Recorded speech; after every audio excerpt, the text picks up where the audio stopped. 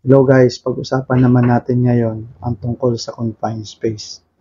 Okay guys, confined space refers to any place including any vessel, tank, container, pit, bond, chamber, cellar, or any other similar space which is by virtue of its enclosed nature, create conditions that give rise to a likelihood of an accident, harm, or injury of such nature as to require emergency action due to the presence of reasonable foreseeable presence of number 1, flammable or explosive atmospheres, harmful gas, fumes or vapor, free-flowing solid or any increasing level of liquid, excessive oxygen.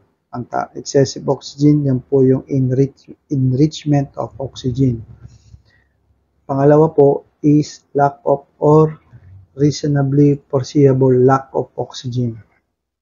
O guys, tandaan natin, pag walang oxygen sa ating area, of course, madali po tayong mahilo, hindi makahinga. Yan po yung mga hazard ng confined space. Mostly, lack of oxygen ang nangyayari.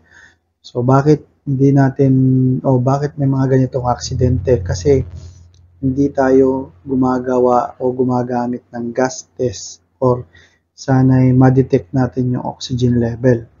So, statistic suggests that about 50% of death in confined spaces resulted from oxygen deficiency and that no testing was done in those cases.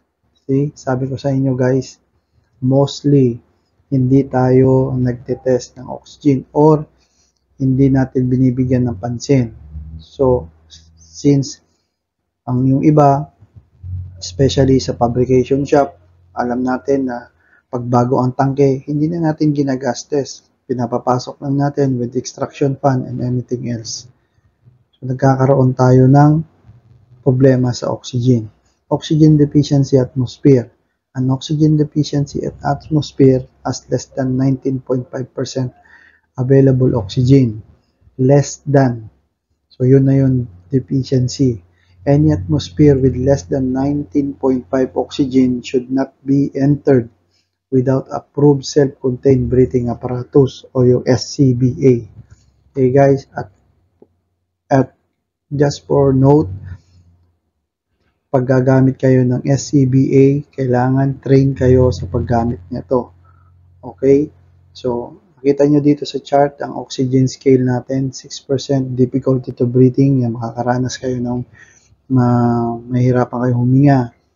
14% faulty judgment or rapid fatigue. Ay, mabilis kayo mapagod. 16% impaired judgment or breathing loss.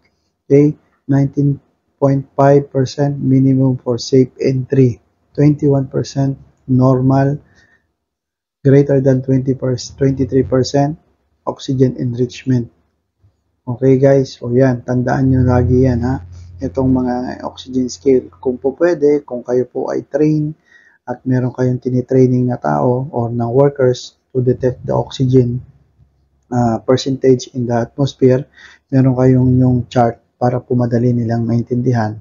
At later on, since nagiging practice ito, matututo sila. Okay guys, maraming salamat and have a safe day.